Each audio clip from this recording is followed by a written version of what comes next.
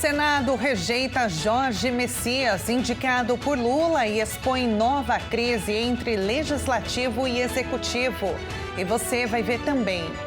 Polícia Federal abre inquérito para apurar contrabando e identifica Hugo Motta e Ciro Nogueira. E ainda, festival celebra Dia Mundial da Língua Portuguesa no museu dedicado ao 8º idioma mais falado do mundo. Essas e outras notícias você confere agora no Redação Hit. 11h30 agora, um bom dia para você que nos acompanha aqui no Redação Hit, edição manhã. Vamos agora aos destaques deste último dia de abril, dia 30 de abril de 2026. Em uma derrota a poucos meses das eleições, o Senado rejeitou ontem o advogado-geral da União, Jorge Messias, indicado pelo presidente Luiz Inácio Lula da Silva para ocupar uma cadeira no Supremo Tribunal Federal. De acordo com matéria da Agência Brasil, foram 42 votos contrários e 34 favoráveis. Para que a indicação de Messias fosse aprovada, eram necessários pelo menos 41 votos dos 81 senadores. Com a rejeição, a indicação foi arquivada. Esta é a primeira vez em mais de 130 anos que o nome de um indicado a ministro do STF é rejeitado. A votação da indicação de Jorge Messias durou pouco mais de 7 minutos. Senadores da oposição comemoraram a derrota do governo. Mais cedo, o nome de Messias havia sido aprovado pela Comissão de Constituição e Justiça do Senado, com 16 votos favoráveis e 11 contrários. A indicação de Jorge Messias foi anunciada pelo presidente Luiz Inácio Lula da Silva há cerca de 5 meses, mas a mensagem oficial com a indicação só chegou ao Senado no início de abril. Ele foi indicado pelo governo federal para assumir a vaga deixada pelo ministro Luiz Roberto Barroso, que anunciou a aposentadoria antecipada da corte e deixou o tribunal em outubro de 2025. A Polícia Federal e a Receita Federal abriram um inquérito para investigar por que as bagagens do presidente da Câmara, Hugo Motta, do Republicanos da Paraíba e do senador Ciro Nogueira, do PP do Piauí, entraram no Brasil sem passar pelo raio-x. Eles viajavam com um empresário acusado de fazer contrabando. De acordo com a Polícia Federal, 5 volumes levados pelo piloto José Jorge de Oliveira Júnior ingressaram no país sem passar por raio-x na noite do dia 20 de abril de 2025. O caso ocorreu no retorno de uma viagem à ilha de São Martinho, descrita pela corporação como uma ilha caribenha, conhecida por ser um paraíso fiscal desde 2016. O voo foi feito em um avião particular de Fernando Oliveira Lima, o Fernandinho OIG, apontado como operador de plataformas de apostas ligadas ao chamado Jogo do Tigrinho. Em novembro de 2024, ele foi ouvido pela CPI das Bets e negou ser o dono do jogo. Além de Hugo Motta e Ciro Nogueira, estavam a bordo, de acordo com a Polícia Federal, os deputados Dr. Luizinho, do PP do Rio de Janeiro, e Isnaldo Bulhões, do MDB de Alagoas. A lista de passageiros incluía ainda o ex-vereador de Teresina, Victor Linhares, alvo da Operação Carbono Oculto, que investiga ligações entre o crime organizado e o setor de combustíveis. A presença de autoridades com foro privilegiado levou o caso ao Supremo Tribunal Federal em 13 de abril deste ano, e caberá ao ministro Alexandre de Moraes decidir se a corte é competente para analisar o caso. Na semana passada, Moraes pediu a manifestação da Procuradoria-Geral da República. A Polícia Federal destacou que não é possível dizer categoricamente a quem os volumes pertencem ou seu conteúdo. Ao defender que o caso fosse enviado ao STF, o delegado Flávio Vieites Reis apontou que o avanço da investigação pode indicar o envolvimento de autoridades em condutas ilícitas. Em nota, o presidente da Câmara dos Deputados, Hugo Motta, afirmou que cumpriu todos os protocolos e determinações estabelecidas na legislação aduaneira ao desembarcar do voo. Motta afirmou ainda que vai aguardar a manifestação da Procuradoria-Geral da República. Já o senador Ciro Nogueira ainda não se manifestou sobre o assunto. Fernando Oliveira Lima, acusado, afirmou, aliás, ter conversado com José Jorge de Oliveira Júnior. Segundo ele, o piloto disse que os volumes apontados pela Polícia Federal eram itens pessoais e que o desembarque ocorreu dentro dos procedimentos normais. O piloto José Jorge de Oliveira Júnior afirmou que não se recorda do dia ocorrido, mas disse que segue procedimentos padrões no desembarque dos voos. O Comitê de Política Monetária do Banco Central, o Copom, reduziu ontem a taxa básica de juros da economia, a Selic, de 14,75% para 14,5% ao ano. De acordo com matéria da Agência Brasil, por unanimidade, o Comitê de Política Monetária, o Copom, reduziu a taxa Selic, juros básicos da economia, em 0,25 ponto percentual, para 14,5% ao ano. A decisão era esperada pelo mercado financeiro. De junho de 2025 a março deste ano, a Selic ficou em 15% ao ano, o maior nível em quase 20 anos. O Copom voltou a cortar os juros na reunião passada em um cenário de queda da inflação. No entanto, a guerra no Oriente Médio, que se refletiu no aumento dos preços de combustíveis e de alimentos, dificulta o trabalho do Comitê de Política Monetária. Em nota, o Copom não deu pistas sobre a evolução dos juros. O texto informou que está monitorando a guerra no Oriente Médio e os efeitos de um possível prolongamento sobre a inflação. A Selic é o principal instrumento do Banco Central para manter sob controle a inflação oficial, medida pelo Índice Nacional de Preços ao Consumidor Amplo, o IPCA. O ministro do Trabalho, Rogério Marinho, anunciou nesta quarta-feira que o governo vai liberar até 20% do saldo do FGTS para o pagamento de dívidas. A medida estará incluída na fase 2 do programa Desenrola Brasil. A segunda fase do programa Desenrola Brasil deve ajudar trabalhadores a quitar suas dívidas utilizando o FGTS. Segundo o ministro do Trabalho e Emprego, Luiz Marinho, 4,5 bilhões de reais devem ser liberados para essa medida. Nessa nova fase, 20% do saldo disponível do FGTS poderá ser usado para pagar débitos. Essa novidade deverá atender a quem recebe até 5 salários mínimos, cerca de R$ 8.000 por mês. Toda essa segunda fase do Desenrola Brasil faz parte de uma iniciativa do governo para diminuir o endividamento das famílias e empresas do país. Mas, para garantir que o dinheiro do FGTS seja mesmo usado para pagar dívidas, a Caixa vai transferir o dinheiro do fundo direto para o banco que o trabalhador tem débitos, depois que a renegociação for feita e o trabalhador autorizar o repasse. Essa renegociação das dívidas também faz parte da nova fase. E para que ela seja favorável para ambos os lados, o governo pretende usar um fundo com recursos públicos como forma de garantia às instituições financeiras.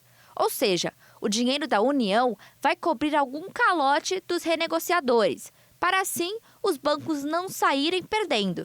O detalhamento desse novo plano para a segunda fase do Desenrola Brasil ainda vai ser apresentado oficialmente. E no destaque internacional, o Programa das Nações Unidas para o Desenvolvimento alertou ontem que a guerra entre Estados Unidos e Israel contra o Irã, que fez disparar os preços da energia e dos fertilizantes, poderia colocar mais de 30 milhões de pessoas na pobreza. Este é o alerta do chefe do Programa das Nações Unidas para o Desenvolvimento. De acordo com Alexander De Croo, um estudo após 6 semanas de guerra acredita que, mesmo se o conflito terminasse neste momento, 32 milhões de pessoas seriam empurradas à precariedade em 160 países. A guerra provocou o fechamento do Estreito de Hormuz, por onde normalmente transita 20% do petróleo e do gás natural liquefeito do mundo. A escassez de suprimentos e os altos preços levaram países da África e da Ásia a impor uma combinação de medidas, como o racionamento de combustível e a redução da semana de trabalho para diminuir o consumo. Algumas nações reduziram os impostos sobre combustíveis para amortecer o impacto sobre os consumidores. Segundo o Programa das Nações Unidas para o Desenvolvimento, a guerra terá um impacto profundo em países da África subsaariana ou asiáticos como Bangladesh e Camboja. As nações insulares em desenvolvimento também serão fortemente afetadas. Para evitar que a pobreza se aprofunde, o PNUD estima que são necessários cerca de 6 bilhões de dólares em subsídios para apoiar os mais vulneráveis. O presidente dos Estados Unidos, Donald Trump, disse ter tido uma conversa muito boa com o presidente russo Vladimir Putin nesta quarta, na qual eles discutiram mais sobre a Ucrânia do que sobre o Irã. Durante o encontro, o presidente disse acreditar que a NASA tem boas chances de levar astronautas ao satélite natural da Terra ainda no seu mandato. Bem, temos uma chance. Quer dizer, não gostamos de dizer com certeza porque aí você diz, falhamos. Mas acho que podemos dizer que estamos adiantados em relação ao cronograma. Então temos uma boa chance.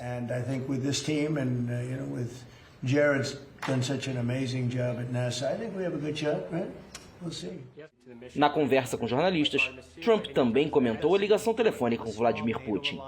De acordo com o republicano, a conversa foi muito boa e focada principalmente na Ucrânia. Eu não falei sobre o espaço, não, eu falei sobre a Ucrânia. E falei um pouco sobre o Irã. Falei sobre alguns assuntos diferentes, principalmente sobre a Ucrânia. E tivemos uma conversa muito boa. Acho que vamos chegar a uma solução relativamente rápido, espero. De acordo com o Kremlin, Putin propôs o cessar-fogo na Ucrânia para o dia 9 de maio, data em que a Rússia celebra a vitória soviética sobre a Alemanha nazista em 1945. O presidente russo também teria alertado Trump sobre as consequências danosas de uma retomada da ação militar no Irã, país alvo de ataques dos Estados Unidos e de Israel. E veja a seguir, Festival celebra Dia Mundial da Língua Portuguesa no museu dedicado ao 8º idioma mais falado do mundo. E antes do intervalo, vamos ver o tempo na capital paulista. Olha o céu, que lindo! 24 graus neste momento. Redação Hit volta já.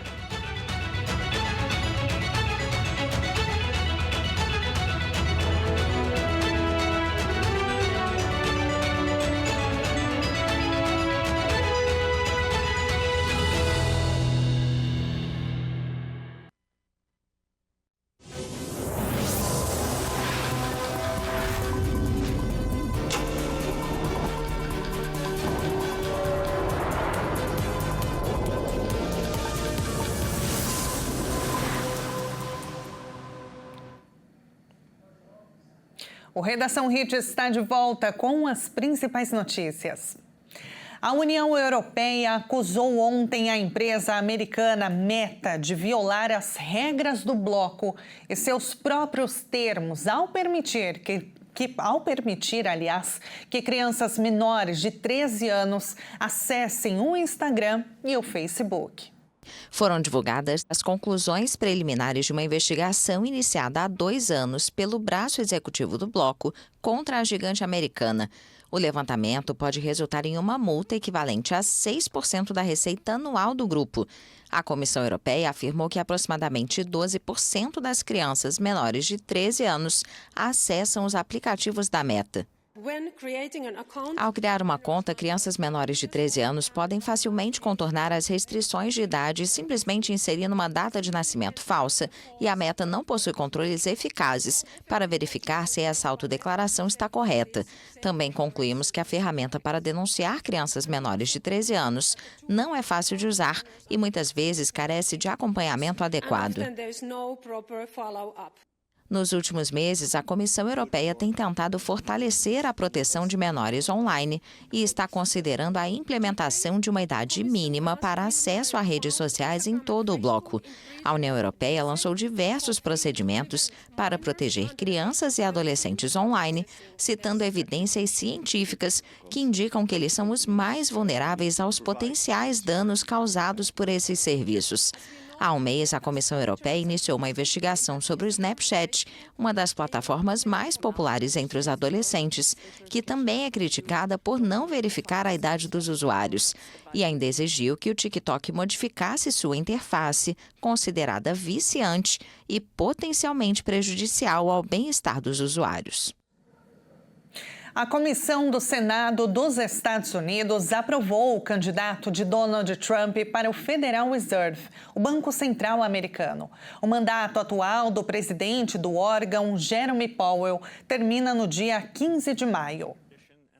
A votação seguiu as linhas partidárias. Todos os 13 senadores republicanos aprovaram a nomeação, enquanto todos os 11 democratas votaram contra. O sucessor de Jerome Powell, cujo mandato como chefe do Banco Central americano termina em 15 de maio, será confirmado em votação no plenário.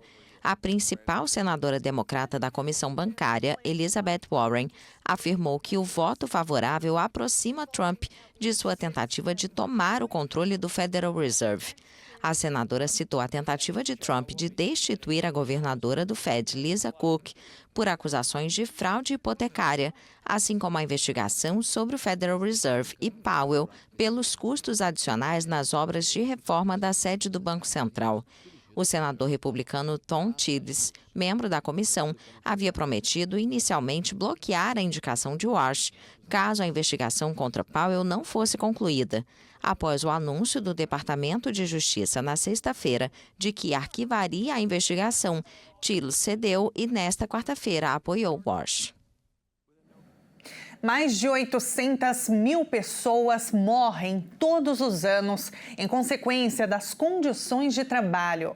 A estatística não se referiu a condições análogas à escravidão, mas a várias situações do dia a dia que fazem mal à saúde. Mais de 840 mil pessoas morrem todos os anos no mundo por problemas de saúde associados a riscos psicossociais no trabalho, segundo a Organização Internacional do Trabalho. Fatores como jornadas excessivas, insegurança no emprego e assédio estão diretamente ligados ao aumento de doenças cardiovasculares e transtornos mentais, incluindo casos de suicídio. De acordo com o relatório, esses riscos também resultam na perda de quase 45 milhões de anos de vida saudável por ano. O impacto evidencia a dimensão do problema e reforça a preocupação com a saúde mental no ambiente profissional. A OIT explica que o ambiente psicossocial envolve desde a organização do trabalho e o modelo de gestão até as relações interpessoais e as políticas adotadas pelas empresas. Quando esses fatores não são bem administrados, aumentam de forma significativa as chances de adoecimento entre os trabalhadores. O relatório também destaca que mudanças recentes, como a digitalização, o uso de inteligência artificial e a expansão do trabalho remoto tem transformado o ambiente profissional, intensificando os riscos já existentes e criando novos desafios. A entidade afirma que melhorar as condições de trabalho é fundamental, não apenas para proteger a saúde dos trabalhadores, mas também para garantir a produtividade e o desenvolvimento econômico sustentável. No Brasil, o avanço desses riscos já mobiliza o governo. A atualização da norma regulamentadora número 1, que trata do gerenciamento de riscos ocupacionais, estava prevista para entrar em vigor em maio de 2025, ano em que o país registrou recorde de afastamento por transtornos mentais. Após pressão de entidades empresariais, a medida foi adiada para maio de 2026. E olha, São Paulo foi apontada como a cidade mais feliz da América Latina em um ranking internacional. A capital paulista ficou à frente até mesmo de Nova York e Pequim.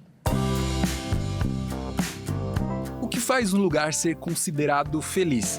Segurança? Boa educação? Qualidade de vida?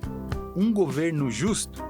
Para o Instituto Qualidade de Vida, que faz um levantamento anual das cidades mais felizes do mundo, o que faz um lugar feliz é tudo isso e mais um pouco. Hoje não há uma pergunta no mundo, nesses levantamentos, perguntando, você é feliz na cidade onde você vive? Não é isso que é perguntado. Então hoje, ladeado aí pelo século XXI, o que acontece é o seguinte, as pessoas olham, é uma cidade que promove emprego, é uma cidade que tem mobilidade, é uma cidade que tem tecnologia envolvida, tem infraestrutura, existe governança, tem eficiência. Então esses parâmetros é que geram essa classificação. No ranking Happy City Index 2026, que contou com 251 cidades, São Paulo aparece na posição 161. Isso coloca a cidade paulista como a primeira da América Latina. Entre os critérios mais relevantes da pesquisa estão a presença de universidades de reconhecimento global, expectativa de vida, áreas verdes por habitantes, níveis de poluição de ar, participação eleitoral e acesso ao ensino superior. Dessa forma, o top 5 das cidades mais felizes ficou assim. Na primeira posição, pelo segundo ano seguido, ficou a capital dinamarquesa Copenhague, o local que também liderou o ranking como o melhor lugar do mundo para se viver em 2025, vislumbra a todos beleza e serenidade de uma cidade completa. Na segunda posição ficou Helsinki, na Finlândia. Já na terceira posição aparece Genebra, a cidade suíça que abriga a principal sede da ONU e que continua sempre bem avaliada. Em quarto lugar está a cidade sueca Uppsala, um dos centros universitários mais famosos da Europa. A cidade com cara medieval tem muito prestígio entre os europeus. A quinta posição ficou com Tóquio, a primeira cidade fora da Europa nesta lista. Muito longe das primeiras posições vem São Paulo, em 161º lugar. As outras duas cidades brasileiras que entraram no ranking foram Curitiba, na posição 197, e Belo Horizonte, na posição 219. O que chamou a atenção foi que São Paulo apareceu à frente de cidades bem populares, como Nova York, Chicago, Pequim e até mesmo Dubai. Já a cidade do Rio de Janeiro sequer entrou na lista. Não quer dizer que o Rio seja uma cidade infeliz. Não é por aí. É uma questão de infraestrutura urbana e governança. Então, São Paulo foi premiada por eficiência sistêmica. O Rio, muitas vezes, é penalizado por falta de ter uma dificuldade histórica em converter potência simbólica em robustez institucional.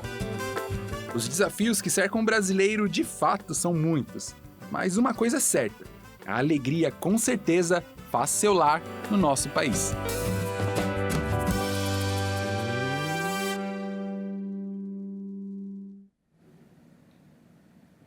E no dia 5 de maio é comemorado o Dia Mundial da Língua Portuguesa. Para celebrar a data, o Museu da Língua Portuguesa na capital paulista preparou uma programação especial. O evento conta com shows, poesias, performances, sarau e leituras. A festa ocorre no dia 5 e no dia 9 de maio, na próxima semana, e reúne atividades que destacam a diversidade e a riqueza do nosso idioma. A data, comemorada em 5 de maio, valoriza a língua portuguesa falada por milhões de pessoas em diferentes partes do mundo. E para marcar a ocasião, o Museu da Língua Portuguesa, na cidade de São Paulo, preparou uma programação especial com atividades culturais e educativas abertas ao público. Entre os destaques estão apresentações, oficinas, experiências interativas e ações que reforçam a importância do idioma como elemento de identidade e conexão entre culturas. Mais do que uma celebração, o evento também propõe uma imersão no universo da língua portuguesa. A ideia é mostrar na prática como a língua se manifesta em diferentes contextos, da arte à comunicação cotidiana, reunindo experiências que estimulam o contato direto com as palavras, os sons e as múltiplas formas de expressão em constante transformação. No dia 5 de maio, o evento traz um show de Dino Santiago, um premiado músico, compositor e ativista português de ascendência cabo-verdiana. Já no dia 9, a programação conta com diversas atrações, com leituras, performance, exibição de filmes, sarau, homenagem e poesias. Esse ano, que é a comemoração de 20 anos do museu, o Dia da Língua homenageia a poesia. Então, eu tentei colocar a poesia em suas diversas manifestações. Então, a gente tem leituras, performances, shows, saraus. Sábado, dia 9, venha para o Museu da Língua Portuguesa. De 10 às 7 da noite, estaremos aqui na rua, dentro do museu, no Parque da Luz, uma programação intensa e bastante diversa.